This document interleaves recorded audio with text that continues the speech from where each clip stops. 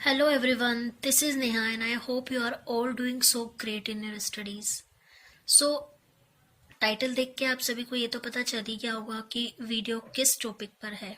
So this is the video to improve vocab. ठीक है, vocab. So English section सबसे ज़्यादा हिंदी मीडियम स्टूडेंट को परेशान करता है और ये बात सबको पता है कि vocab banking examination and SSC examination के लिए कितना मेजर रोल प्ले करता है.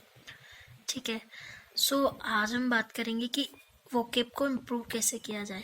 सो मैं इस वीडियो में कोई हार्ड एंड फास्ट रूल नहीं बताने वाली, बिल्कुल एकदम डुएबल टास्क होते हैं जो हमें करने होते हैं इम्प्रूव करने के लिए. ठीक है, सो अब आते हैं हम पॉइंट्स पे. तो सबसे पहला पॉइंट है रीडिंग फ्रॉम न्यूज़पेपर.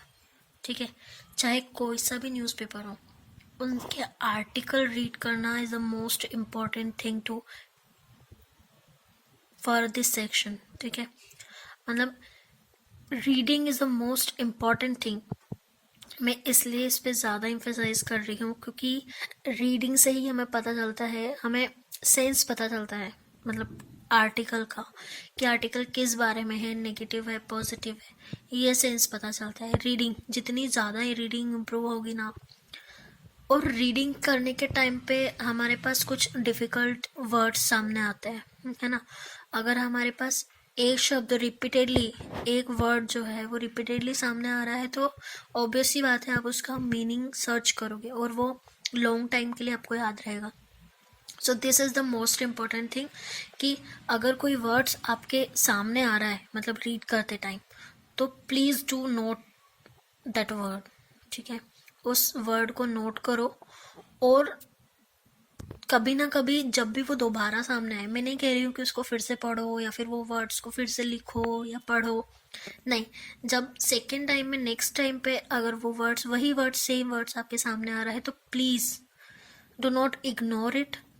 उस वर्ड को उसी टाइम या तो अपनी कॉपी में जहाँ पे आपने लिखा हुआ है वहाँ से देखो या फिर गूगल कर लो.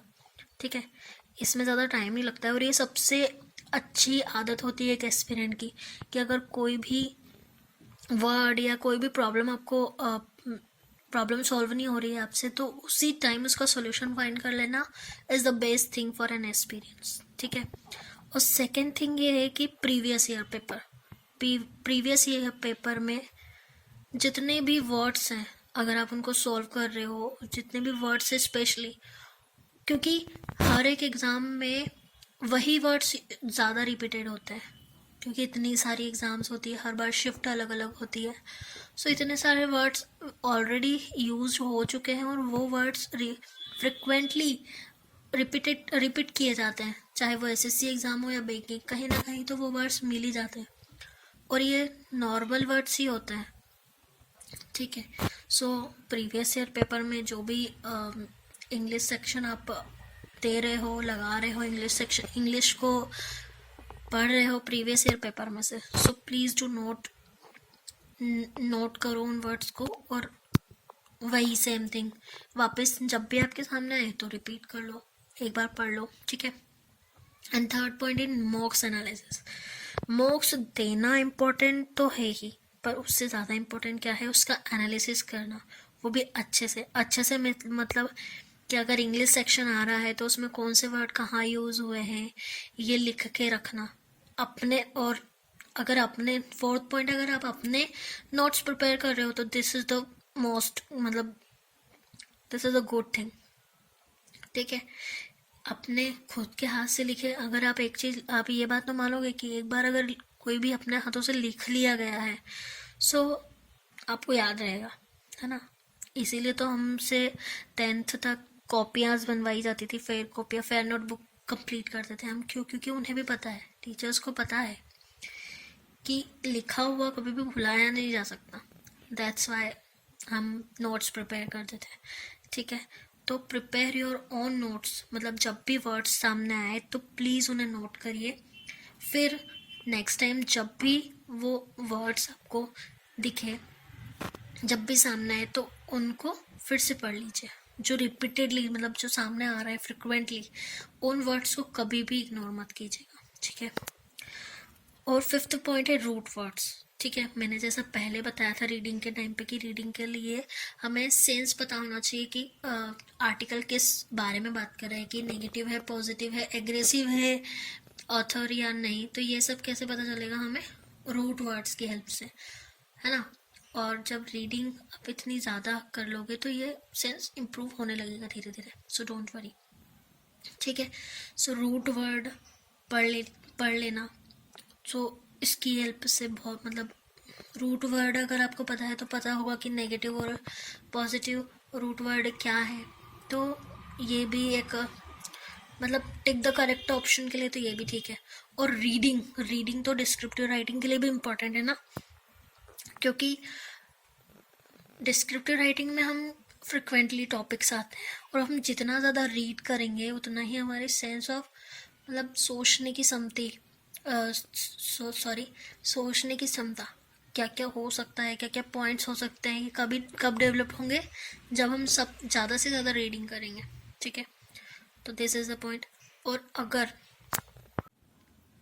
अब बात आती है सोर्सेस की, कि कहाँ से इन वर्ड्स को फाइंड करें, रूट वर्ड्स कहाँ मिलेंगे और फ्रिक्वेंटली आस्क्ड वर्ड कहाँ मिलेंगे, सारी मॉक्स के वर्ड्स कहाँ मिलेंगे। तो ये दो चीज़ें हैं। अगर या तो आप अपने खुद के नोट्स प्रिपेयर कर रहे हो, जो मैंने बोला 4th पॉइंट में सेम, ठीक है, और या तो एक मेरा टेलीग्राम चैनल है, please join the Telegram channel which is @Neha Bhavsar NEHABHAWSAR। अगर आप इसको ज्वाइन करते हो तो मैं रोज़ाना 10 to 15 वर्ड्स रोज़ाना डेली आपको प्रोवाइड कर दिया करूँगी।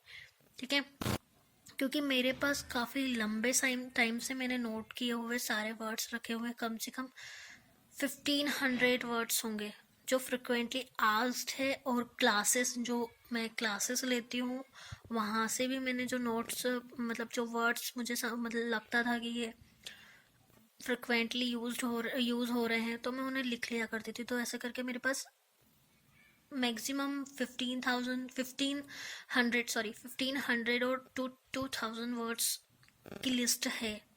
सो मैं डेली उनको प्रोवाइड कर दिया करूँगी टेलीग्राम चैनल में। तो please join the Telegram channel for the list of the word. ठीक है, thank you for watching, have a nice day. Comment करके मुझे बताइए कि ये सारी इन्फॉर्मेशन आपके लिए बेनिफिशियल है या नहीं, ये सब चीज़ें आपको समझ में आई या नहीं। प्लीज़ डू कमेंट्स, ताकि मुझे भी पता चले कि मैंने जो पॉइंट्स आपके सामने रखे हैं वो आपको इम्पोर्टेंट लगते भी हैं या नहीं। ठीक है, so do subscribe our channel and please like and share this video. Happy learning, have a nice day.